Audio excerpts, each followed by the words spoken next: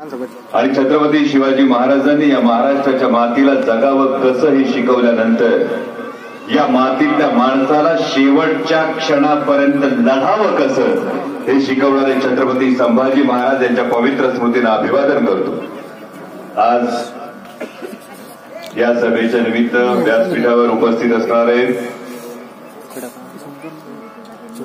देवदत्तजी निकम साहेब, तालुक्याचे युवा नेतृत्व अतुल शेठ बेनके, तालुकाध्यक्ष पांडुरंगजी पवार, या भागाचे नेते शरदरावजी लेंडे,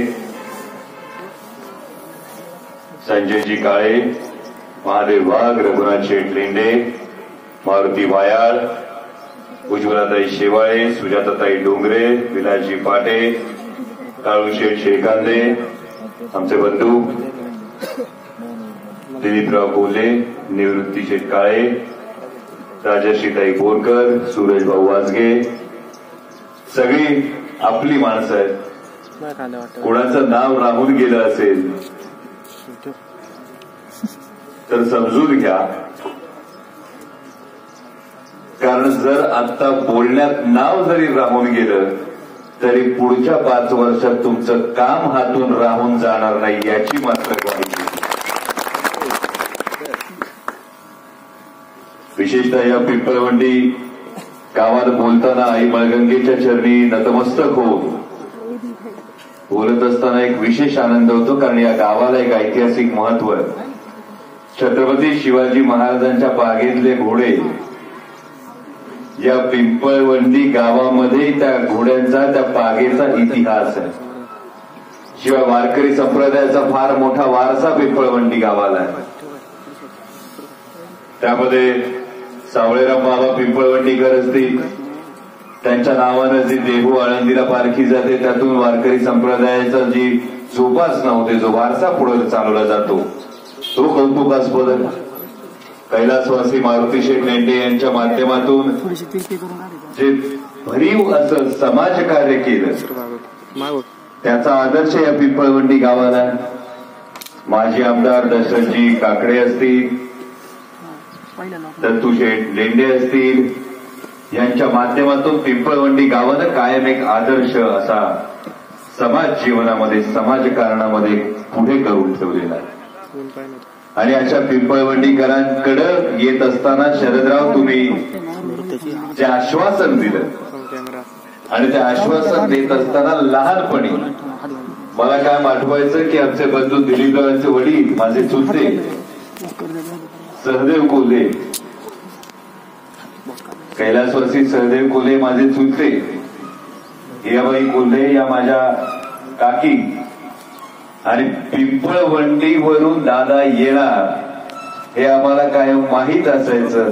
त्यामुळे लहानपणी अक्षर वाचायला शिकायच्या आधी पिंपळवंडी गाव तेव्हापासून ठाऊक आहे। आणि त्यामुळे आता लोकसभा निवडणुकीच्या प्रचाराचा नारळ फुटलाय। आपले राष्ट्रीय नेते आदरणीय पवार साहेबांचे मी 2 गोष्टींसाठी आभार मानेन की पवार साहेबांनी माझ्यासारख्या एका शेतकरी कुटुंबातल्या तरुणाला ही संधी दिली, आणि दुसऱ्या गोष्टीसाठी आभार मानेन की आदरणीय पवार साहेबांनी कैलासवासी भागुजी सभाजी कोल्हे या गाडा मालकाच्या नातवाला ही उमेदवारी दिली, त्याबद्दल त्याच्या दुसऱ्या गोष्टीसाठी आभार मानेन। आता निवडणुकीचा जसा प्रचार सुरू झाला तसा अतुल शेठ तुम्ही म्हणालात त्याप्रमाणे अनेक जण अनेक गोष्टी बोलतात। कोणी दाढी मिशांवरून बोलतो, कोणी महाराजांवरून बोलतो, कोणी मालिकेवरून बोलतो। प्रत्येकाला उत्तर देत बसणं हा माझा स्वभाव नाही, कारण बोलण्यापेक्षा कामावर माझा जास्त विश्वास आहे। तरी सुद्धा आपली माणसं आहेत, त्यामुळं प्रेमाचा सल्ला फक्त एवढाच देईल की ज्यांनी कोणी विधान केलं असेल खोट्या दाढी मिशा लावून आम्हाला महाराज शिकवू नका, त्यांना फक्त 2 कळकळीच्या विनंत्या आहेत। त्यांचं जे विधान मी ऐकलं त्या विधानामध्ये एकेरी उल्लेख होता शिवाजी आणि संभाजी असा, या मातीचा संस्कार आहे। जर आपले हात आभाळाला लागले तसं कुणाला वाटत असेल तर या जमिनीवरचे पाय सुटू देऊ नका आणि माझ्या महाराजांचा एकेरी उल्लेख कधी करू नका, एवढंच माझं कळकळीचं सांगणं आहे. दुसरी महत्वाची गोष्ट म्हणजे, जर तुम्हाला कुणाला वाटत असेल की खोट्या दाढ्या मिशा लावल्या म्हणजे महाराज आणि संभाजी महाराज साकारता येतात, तर विचार करा, प्रयत्न करून बघा.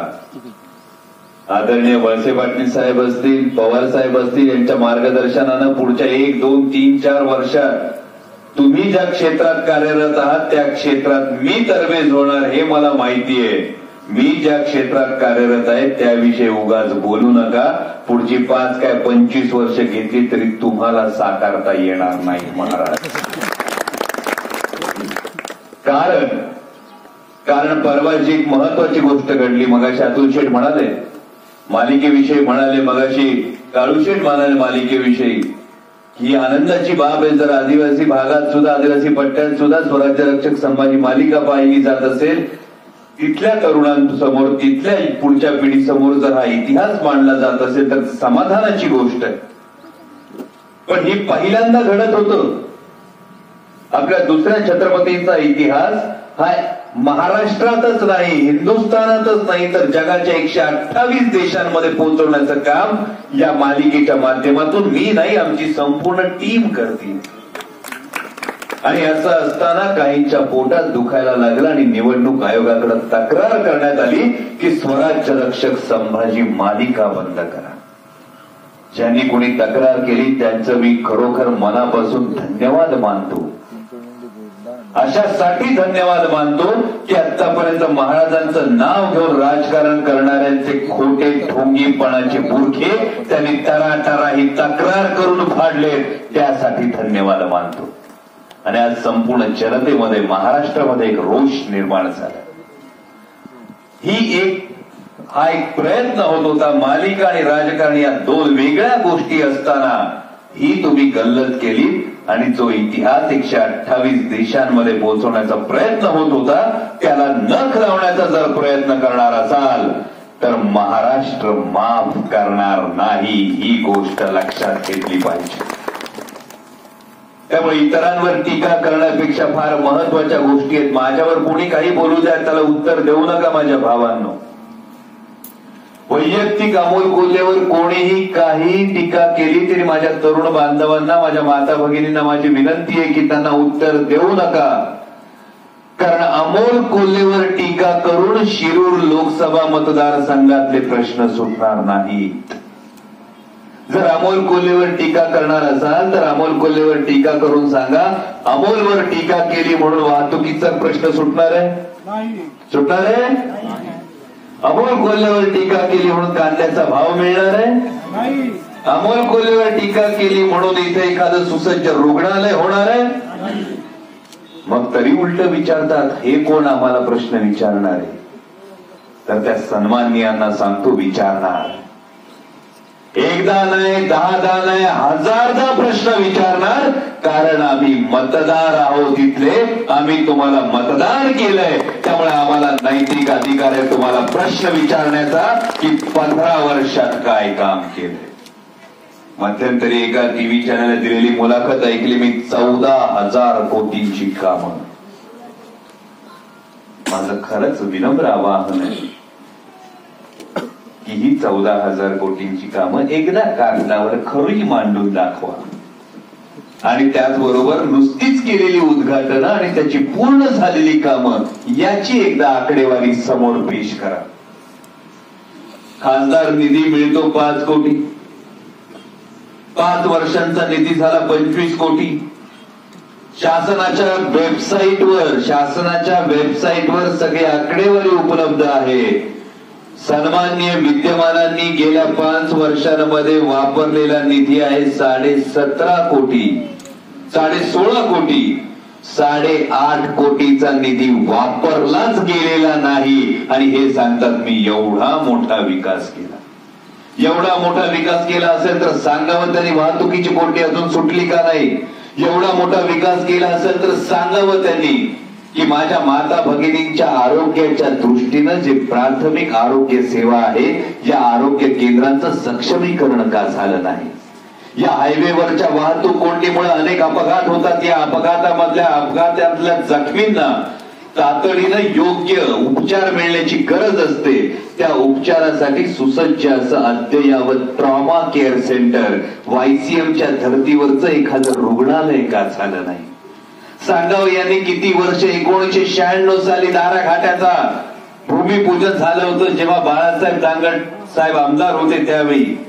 त्यानंतर प्रत्येक वेळी गेली 3 वर्ष शिवनेरीवर येऊन आदरणीय मुख्यमंत्री आणि इथले विद्यमान आमदार सुद्धा प्रत्येक वेळी आश्वासन देतात की आत्ता सर्वेक्षण होईल, आत्ता सर्वेक्षण होईल. किती कोटी निधी मंजूर केला? 1.5 कोटी निधी मंजूर केला असं सांगितलं जातं. अजून दाराघाटाचं सर्वेक्षणच झालं नाही. कल्याण नगर रेल्वे मार्गाचा प्रश्न तसाच, पुणे नाशिक रेल्वे मार्गाचा प्रश्न तसाच. प्रत्येक वेळी सांगायचं हे विकास केला म्हणून म्हणत राहतात, पण आता जनतेला कळून चुकलेलं आहे. कारण लोकसभा टीव्ही आम्हाला पण दिसतो. किती वेळा तुम्ही संसदेत तोंड उघडता त्याची एकदा आकडेवारी खरी लोकांसमोर मांडा.